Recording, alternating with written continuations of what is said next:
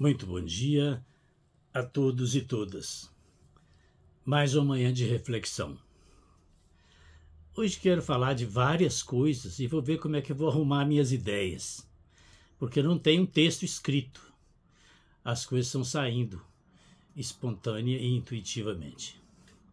Primeiro quero colocar o seguinte: o Nietzsche, lá atrás, muitos anos lá atrás, filósofo, linguístico e tantas sabedorias tinha, que ele disse: só acredita em palavras escritas com sangue. Ele estava querendo dizer com isto é que a gente é muito falador, fala muitas coisas para aparecer bem na fita, fala algumas coisas que não tem muito fundamento, não tem muito conteúdo, e às vezes não fala as coisas que vêm do coração, escritas com sangue.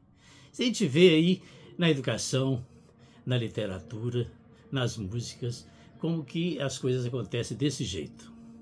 Outra coisa que eu queria considerar também é a interpretação equivocada que se faz do René Descartes, o filósofo, dizendo penso, logo existo. Dá a impressão que tudo começa no pensamento. Na verdade, para a palavra pensamento, nele não estava incluído o sentimento, porque tudo começa, na verdade, não no pensamento, na razão. E ele vai dizer em outro lugar: o corpo tem razão, que a própria razão desconhece. O corpo é a grande razão.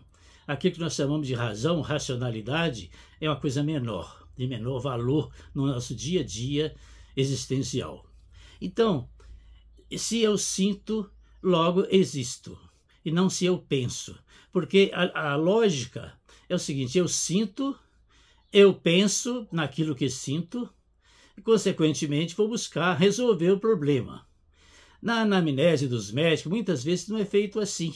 Começa no eu penso. Tem que começar dando as queixas para o médico. O que eu sinto? Só eu posso dizer o que eu sinto, o tamanho do meu sentir. O médico faz um diagnóstico baseado nos estudos que ele tem. Em terceiro lugar, vem então vem a terapêutica. Então a terapêutica é o terceiro passo de uma anamnese. Passa pelo eu sinto, vai pelo eu penso e vai naquilo que se pode resolver o problema. Na literatura e nos livros que a gente vai lendo por aí, a gente vê muito essa questão também hoje de livros de mudar o pensamento, ter pensamento positivo. Não, eu só posso ter pensamento positivo quando o meu sentir está colocando esse pensamento. Por exemplo, nenhum de vocês que me ouvem estão agora, talvez, sentindo a dor no dedo de mindim. Mas basta cair um peso em cima dele e ele começar a doer, você começa a sentir a dor no dedo e começa a pensar nesse dedo que até então era um pobre desconhecido. Não fazia parte da consciência, e falei disso há poucos dias sobre a consciência. Tudo que existe na consciência vem primeiramente reflexos condicionados, não condicionados, vem do inconsciente e vai parar lá no consciente, que é a parte administrável da psique, como eu tenho falado aqui. Então, supervalorizar a consciência, supervalorizar o livre-arbítrio, é não perceber que tem determinadas coisas, e muitas delas, que não vêm daí. Chegam à consciência, mas vindo de um andar menor, mais baixo, que eu chamo de inconsciente, o porão da mente. Tem falado muito disso aqui. Então a gente tem que se questionar nosso uso de linguagem que nós fazemos, né? A gente vai virando meio médico, vai virando meio linguista, na medida que percebe que as palavras certas no lugar certo levam ao raciocínio certo. Palavras erradas no lugar errado levam a raciocínio a conclusões erradas. Então, hoje que eu quero trazer é isto. É preciso valorizar o que eu sinto, partir do que eu sinto e não do que eu penso. Então, o livro de pensamento positivo, as orientações que a gente recebe nesse sentido aí, mesmo por via das religiões, pense, troque seus pensamentos ruins por um pensamento novo, a sua vida vai melhorar, investe-se pesado no pensamento, sem perceber que o que eu penso decorre do que eu sinto. É como eu sinto, o que sinto, que vai determinar os pensamentos. Né? Se nós temos uma raiva, por exemplo, sinto a raiva, preciso deixar sair essa raiva. no momento certo, com as palavras certas, mas tem que sair. Senão elas viram mágoas, retornam, faz o efeito retro, volta para dentro do corpo, ocasionando doenças de todos os tipos, né? Cálculo renal, câncer e tantas outras. Então é preciso expressar, mais do que uma sensação de estar vivendo sob certa controle social, é sobre o controle do nosso corpo, é o nosso grande guia, nosso corpo.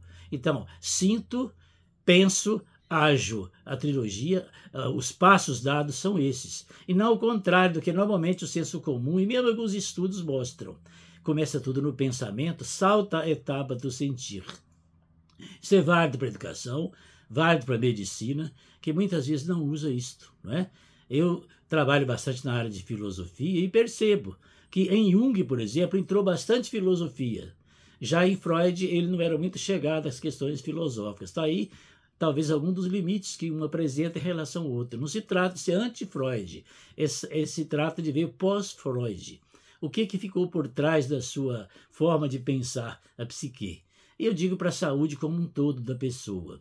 Vamos examinar melhor, pensar melhor, olhar melhor o sentir, o que eu estou sentindo, para daí vir o que eu estou pensando e daí vir o que eu tenho que fazer e os médicos, etc. Essa fala minha está muito colocada em cima de uma questão de quem saiu de uma cirurgia agora há pouco tempo, de próstata, e que nem sempre as recomendações médicas, a explicação do que eu fiz, são muito claras. Eu ando estudando e sou estudioso, quanto mais, de tudo que aparece. Agora estou estudando sobre as vias urinárias. E aí aparece não só para elas, mas para toda a medicina, a questão de anamnese bem feita. Toda consulta, na verdade, é uma mini aula sobre educação. Quem se aproxima mais dessa postura é a chamada medicina antroposófica. As demais é um corre-corre do dia a dia e acabam partindo do pensamento para o diagnóstico. O sentir fica assim meio que ocultado, não ser levado tão em conta. Então, o sentir do corpo é a grande razão. Aquilo que nós chamamos de razão, racionalidade, consciência, etc., livre-arbítrio, na verdade, atuam menos do que o inconsciente. Temos atos falhados, como diz lá em Portugal, atos falhos. Temos muitas situações que nós tentamos explicar partindo do pensamento, sem perceber que atrás dele tem um sentir. Portanto, quem não está sentindo agora aí o seu coração, o seu pulmão, os seus pés, as suas mãos, é porque está tudo bem com eles. Na medida que alguma dessas peças nossas começa a funcionar mal, está sentindo dores, algum desconforto, nós começamos a pensar nisso. Então não adianta trocar o pensamento. Tem que partir do sentir, ir para o diagnóstico médico e daí chegar a uma terapia, né, que pode estar ajudando. Era isso que trago hoje, um tanto confuso, muitas coisas ao mesmo tempo que estou falando, mas que se resume. Sinto, logo existo. E não ficar preso ao penso, logo existo. Todos nós gostaríamos muito de trocar os pensamentos negativos, as coisas ruins que estamos pensando. Não precisa ordem para isso. Nós queremos isto, fazer isso, trocar. Só que só pode trocar se a gente troca também o sentir. E aí é muito mais difícil, não é? Trabalhar nessa direção. É isso que trago para hoje. Agradeço mais uma vez a atenção de vocês, mediadas ainda de bastante ansiedade, né? Mas que espero contribuir naquilo que chamamos aqui gotas, que chamamos aqui de ensaios pequenos, 2, 3 minutos para refletir questões tão complexas. Me desculpe e vamos procurar mais aprofundamento de tudo que trago aqui nessas reflexões matinais. Muito obrigado a todos e até amanhã.